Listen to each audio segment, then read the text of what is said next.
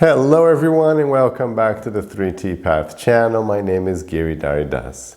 And today I want to share with you a beautiful bit of Bhagavad-gita philosophy which gives you the basis to understand what's going on with you. And if I'd only known this way before, I would have spared myself a lot of suffering and doubt. Now, the worst thing when you're suffering is not knowing why.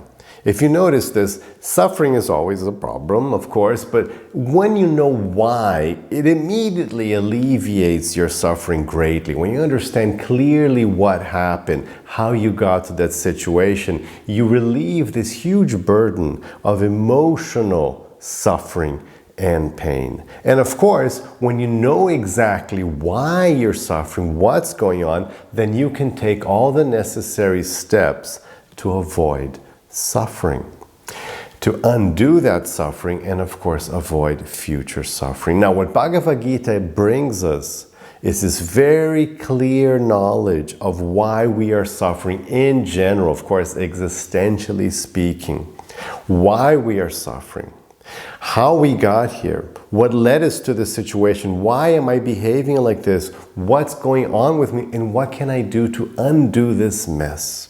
Now, the idea is this. We are here, trapped in this material body, and we're suffering an unlimited amount of difficulties, right? From material to mental, emotional, planetary, just so much suffering. In the Vedas, they use this category of three things: suffering from other beings, suffering from nature, and suffering from your own body, your own self. So we're always covered in these three levels of suffering, pain coming from all sides. Now, before knowing Bhagavad-gita, you're just wandering through life and you're trying to point out oh, maybe it's that person, maybe it's this government, maybe it's that, and you don't know really what's going on, and you're trying to find, you end up pointing out false enemies, false targets of your anger, of why you're suffering. But what Bhagavad-gita is showing us, of course, is that we got to this point because of our past karma. So once you understand the law of karma, things become much clearer, because karma is only done by myself. When I'm suffering anything, I'm only suffering things that I myself have created, not that have been dished out by some evil, mean God, but that I myself have ordered. I order this, this plate of suffering myself. I made it. It's my own doing. Now that I know that it's my own doing, Gita goes further and explains how you develop these bad reactions. So Gita explains, Krishna in the 3rd chapter of the Bhagavad-gita, he says, look, when we're talking about action, he gives us three Sanskrit words. He says, look, it can be karma, akarma, or vikarma. So what does this mean? Karma in this context of the chapter 3 of Bhagavad-gita is when you do the right action, when you follow the best of you, you do the correct thing, so you're doing the right thing, and then you get a good reaction. You get a good, law of karma reaction, a positive reaction.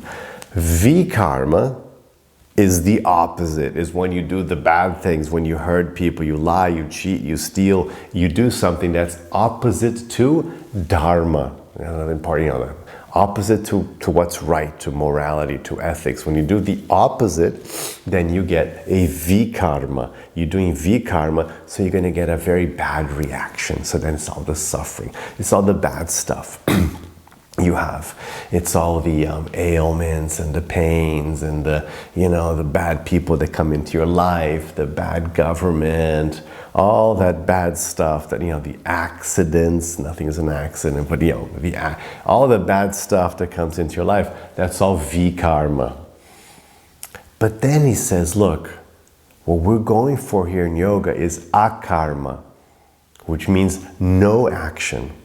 Or sometimes inaction. What is inaction? It doesn't mean you just try to sit there and not move, because that wouldn't work, right? I'm just going to try not to move. No, that's not inaction. Inaction here then is to know how to overcome the karmic system. And this is what I mean. I mean, if only we'd learned this way before, we wouldn't be here in this material life. We could have spared ourselves this life. So, akarma means that you're now doing not only the right thing, not only you're doing the correct action, which is called the action in dharma. You're doing the right thing. You're a good person. You're doing the right action. You're being dutiful. Not only are you doing that, but now you're doing that as an observer and doing it as an offering to the divine. That's how you're detaching yourself from it, devotionally speaking.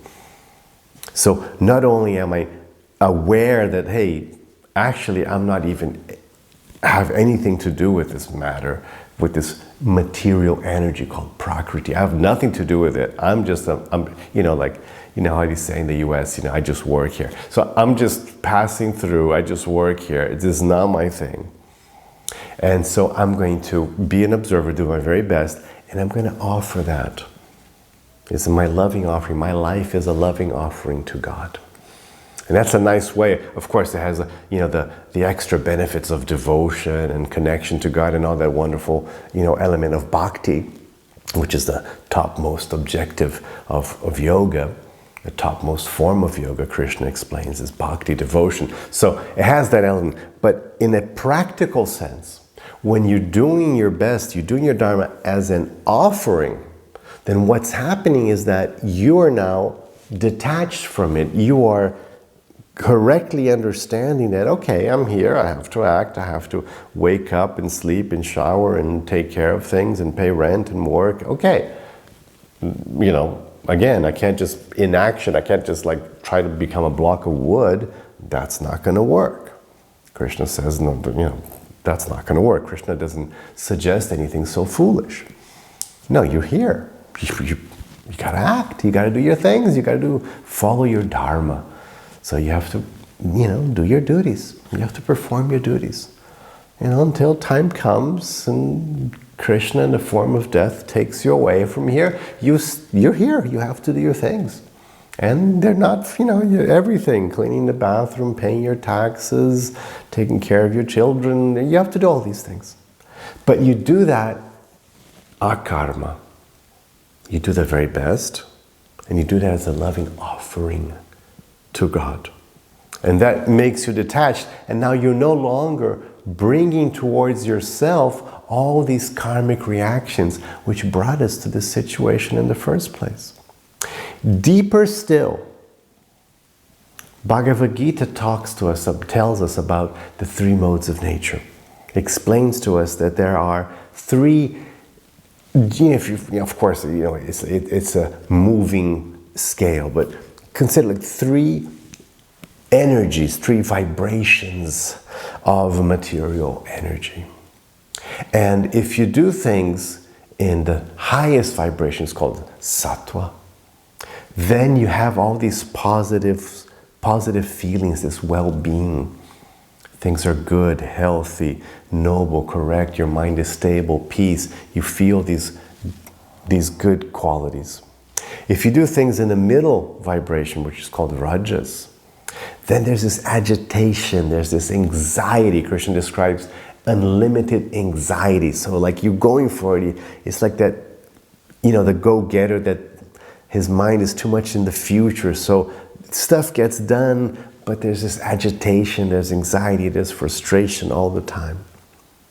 And then in the lowest mode, tamas, then it's just depression, it's craziness, it's aggression, it's all these negative feelings, negative emotions, bringing you down, shutting you down.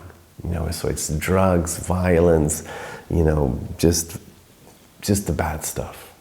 So now, not only can you carefully perform your dharma as a loving offering to Krishna, but now with this Gita knowledge, I know how to avoid tamas,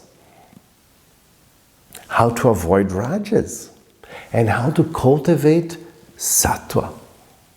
So I have habits like what I eat, how I take care of my body, my cultural consumption, what am I feeding my mind? Because you're feeding your mind, right? Every time you pick up a book, you watch a show, you talk to someone, you're feeding your mind.